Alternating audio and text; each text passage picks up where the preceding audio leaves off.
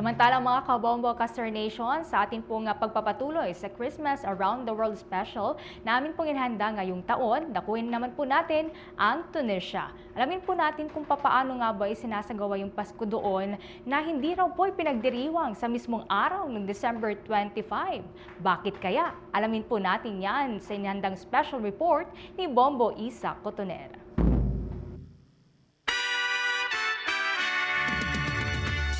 Bombo Radio Philippines presents Christmas Around the World.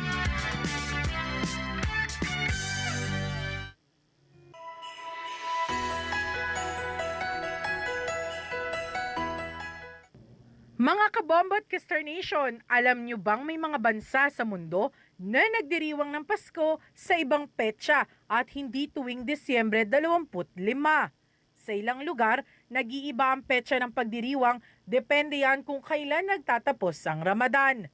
Isa na rito ang bansang Tunisia na matatagpuan sa North Africa at malapit sa Mediterranean Sea. Dahil karamihan sa mga mamamayan dito ay Muslim, iba rin ang kanilang paraan at panahon ng pagdiriwang ng kahalintulad ng Pasko. Ayon kay Irene Versosa, Bombo International Correspondent sa Tunisia, hindi itinuturing na national holiday sa kanilang bansa ang Pasko. Sa halip, ipinagdiriwang nila ang tinatawag na Eid na isinasagawa matapos ang Ramadan. Anya, bahagi ito ng pasasalamat ng mga Muslim.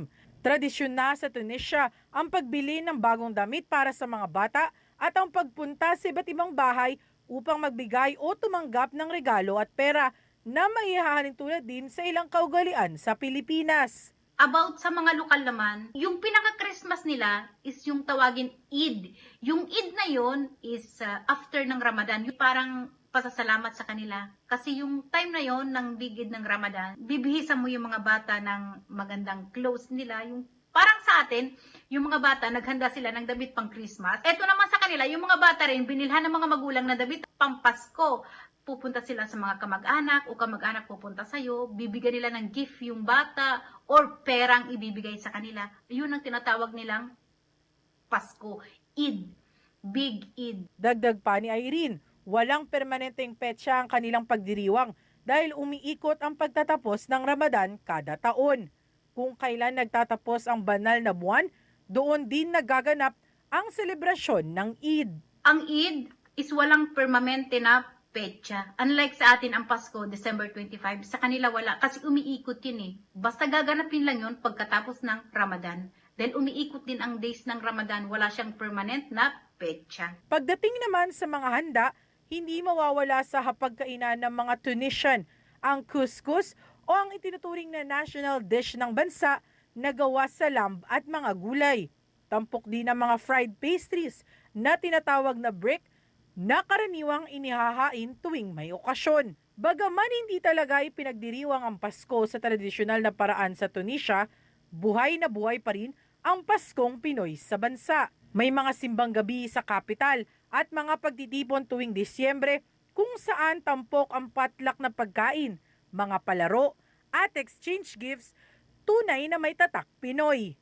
Ang mga dayuhan, naggagathering din po sila, nagtitipon, nagsisimbang gabi. Meron din pong Christian church dito, nasa kapital. Nagsisimba rin po sila dito. Meron din po silang night church. Mga dayuhan, naggagathering din po sila tuwing Pasko, nagsiselebrate din po sila. Maliban lang po sa akin kasi yung asawa ko nga po is Muslim, di ba? Pero nagjo-join din po ako once na nagga-gathering. Kasi yung gathering po na ina-attend namin, hindi lang naman po pagsasaya, kasama na rin po doon yung pagbibilang kung ilang yung mga Pilipino dito, parang ganun po. Pero nakikiparty na rin po ako. Ginaganap namin sa Philippine Consulate Building sa Capital. Party potluck. May kanya-kanya kami dalang pagkain, exchange gift, palaro sa mga bata. Sobrang saya, nakaka-excite. Kaya ikaw, kahit Muslim ka, a-attend ka na rin para sa anak mo. Kumbaga sa akin, parang yung mga namiss kong kakanin, mga pagkain Pinoy, nakakain ko siya doon kasi maraming nagdadala eh.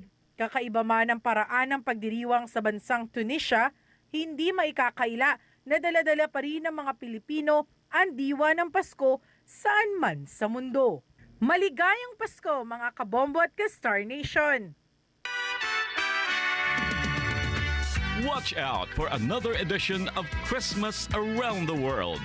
Various celebration of Christmas by different countries. Only heard and seen at Bombo Radio Philippines.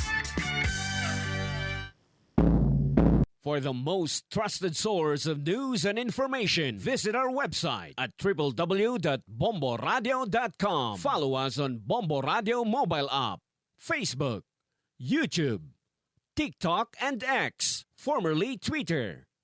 Like, share, and stay connected. Anytime, anywhere.